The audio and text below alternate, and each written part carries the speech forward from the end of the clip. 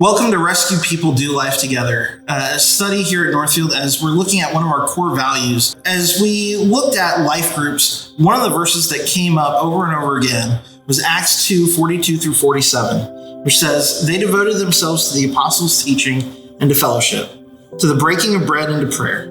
Everyone was filled with awe at the many wonders and signs performed by the apostles. All the believers were together, and they had everything in common. They sold property and possessions to give to anyone who had need. Every day they continued to meet together in the temple courts. They broke bread in their homes and ate together with glad and sincere hearts, praising God and enjoying the favor of all the people. And the Lord added to their number daily those who were being saved."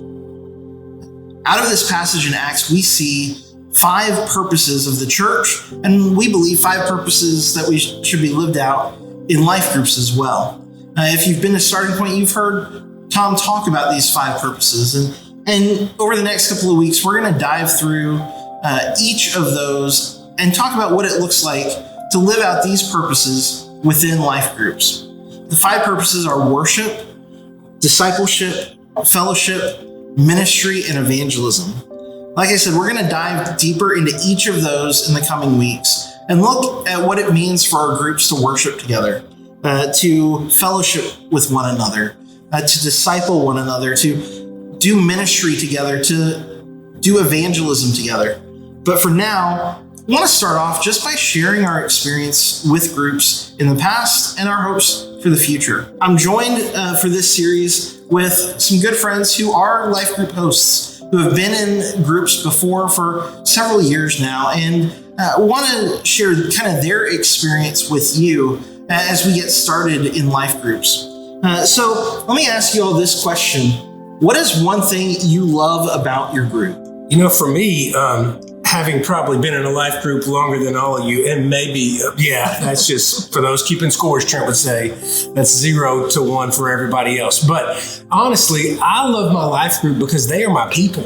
You know, that is my safe place. As you know, life can beat you up sometimes. You can go through storms, but it's like the life group for me is the light at the end of the tunnel each week, that I know that I have a place that I can go. I can offload and share some of this stuff, and we sharpen each other. You know what I mean? And I can take the mask off and just be me. And God moves so much in that group that you know, it's that for everybody. It's not just me. It's not like, you know, we carry each other, lift each other up. We laugh, we eat food, we, you know, it's awesome. It's a place where like they don't have to ring the doorbell. Like these are my people that can just come in, and if there's laundry on the bed, it's okay. Yeah. Like, I really do love it because it forces me to clean my house every week.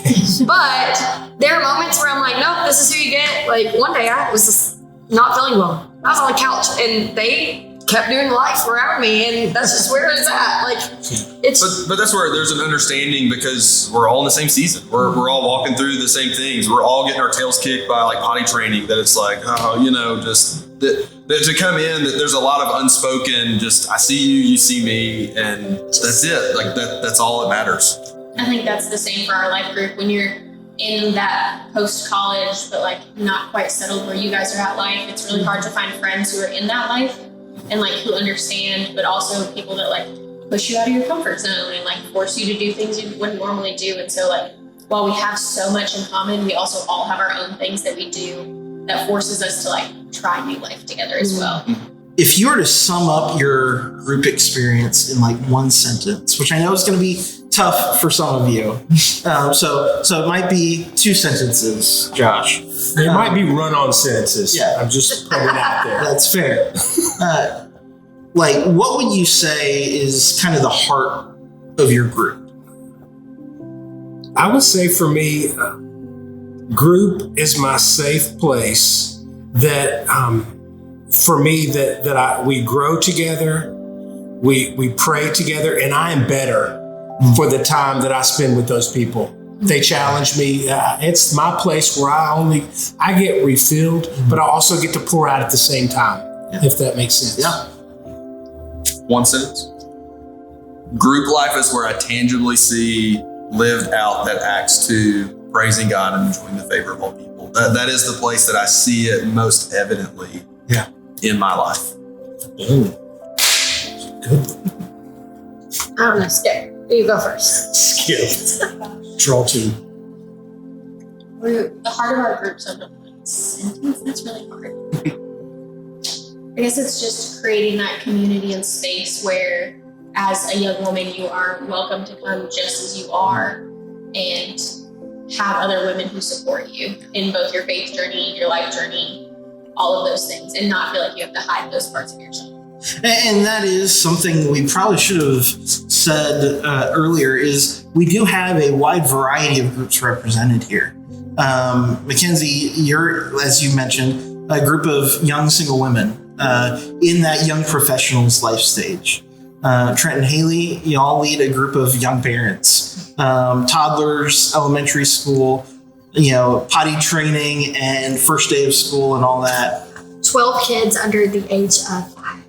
12 under 5. Complete daycare classroom. It's awesome. Sounds like it. And we are knocking on the door of everyone being an empty nester. I think our youngest kid in our life group, as far as the kids go, is 15 or 16. So we're all on the other side. But one thing that, hearing what you said, group to me, I think, is when we are living the way that Christ designed us to live. When he said it's not good that you would be alone, that you would be in community with each other. And that is the place I feel like it's not very often as we'd like, when we're living right in the middle of God's will and we're doing it his way. Usually we're doing it our way, trying to do things. And when you're in that group setting and you are totally just, open-handed with it and you're sharing life and doing that, I think this is what God created us for. Leave that group going, this is why he put us here, to do this together. So like I said, now it's your turn in your group to talk about your group experience, whether it's a group you've been in a long time or a brand new group. Share maybe some good things that you've experienced in groups in the past, some struggles maybe you've had, and what you're hoping for, what you're looking forward to as this group season kicks off. We'll be back next week to talk more about the 5 purposes and what they look like in community in our life groups. Thanks.